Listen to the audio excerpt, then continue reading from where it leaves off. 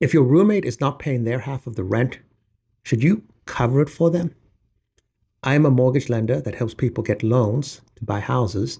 And I get a call from this woman who explains to me that she wants to buy a house, but she's concerned about her current situation, not quite sure what to do. I said, okay, what's going on?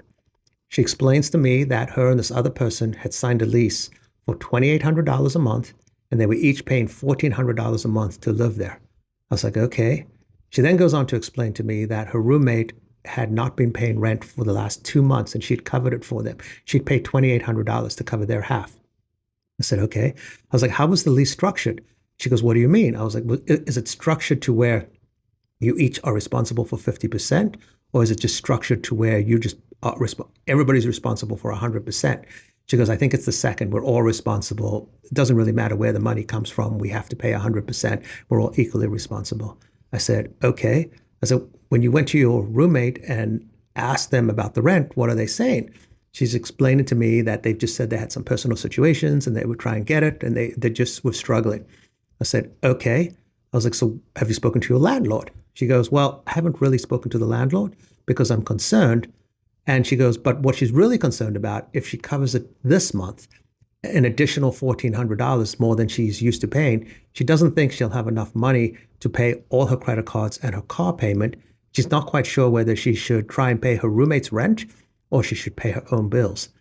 I said, okay, well, what's your current credit score? She explains to me her current credit score is around 700. It's really good credit. She's never had a late payment on anything. I said, okay, well, here's what I think. First of all, I can't give you legal advice whether you should pay the rent or not. But from a lender's perspective, if you come to me with a 700 credit score and you apply for a loan, we're not going to ask you for a verification of rent. It's very important to us that you pay on time your installment agreements, which is your car, and your revolving accounts, which is your credit cards. If the landlord does come after you for past due rent, the best that they can do is get a collection, and we're going to judge the active accounts being paid on time much more than we're going to judge that collection account. Yes, that collection account can pull your credit score down, and it can also affect your debt ratio, but you have to decide whether you want to pay that rent for your roommate.